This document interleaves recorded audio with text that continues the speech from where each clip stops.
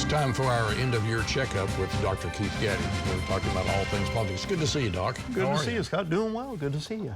All right, so the campaign is, gratefully, it's over, right? Yes.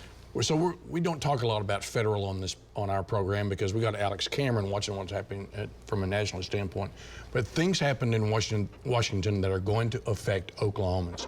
So from your perch watching what happened, what should we expect? What is a surprise to you? Well, I mean, the surprise is that the GOP nationally didn't do better than they did, right?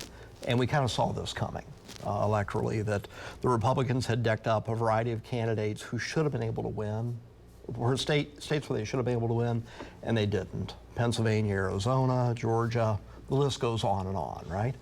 So what you end up with is not only a status quo, but what at a midterm almost looks like an endorsement of the Biden administration's strategy, which is to deal with policy issues that people do care about, actually try and govern. Even though he's pretty unpopular. Yeah, and the thing is, though, what happened is, part of it is that the GOP, some of their narratives ran out. I spent a good bit of this year in Georgia on various research projects. There's some things happening down there. Yeah, a few things happening down there. And the main thing, though, I was going to the Tennessee-Georgia football game, right? Right. Good game. And these fraternity brothers walking around, all campaigning for Herschel Walker, yelling about $5 gas, $5 gas, $5 gas. I bought gas in Norman yesterday for $2.44. So the narrative of inflation is kind of running itself out. The narrative of inconvenience is running itself out. And it was running itself out before the election even came. But, for a lot of these Republican candidates, they were just simply horrible candidates. Hey, can I follow up on that real quick? Because I want to get to state issues. Yeah. But a former guy seems to have landed on the naughty list, okay? Is that a trend we're going to see? Is Trump finally over nationally? Probably. I mean, he'll always be around. It's there are no good metaphors to share at family television time, but there are some things that just don't go away in life. And I think Donald Trump was one of those infections. Okay, so let's turn to Oklahoma. Yeah. Democrats picked up a seat. I mean, but the governor is still there. A lot of people are talking about VP for him in the future. Give us an idea what awaits us the next 2 years in Oklahoma. Well, hopefully some governing, right? But the reality is Oklahoma has got one of the lowest tax burdens of any state in the U.S. and still continues to have some of the greatest need among its citizens in a variety of areas. And the legislature has selectively dealt with these issues on a very narrow basis in important areas. And the First Nations deal with this as well.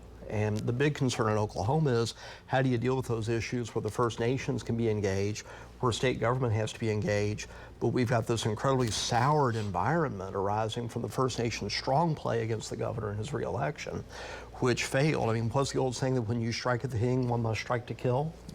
And it was definitely a swing and a miss because the voter turnout didn't go up at all. You needed mobilization to beat Kevin Stitt. Didn't happen.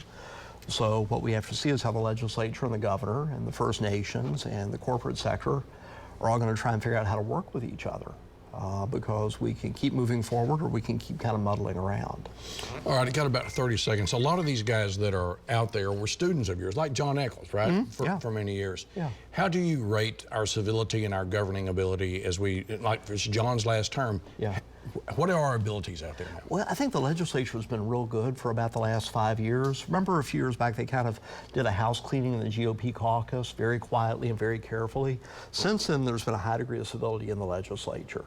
And, I look at folks on both sides of the aisle. I look at folks like Forrest Bennett and John Eccles. I look at Greg Treat, the pro tem, who I'm very close to.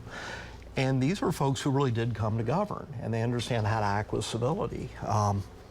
The problem is most civility in politics is only as civil as the most uncivil person in the room, right?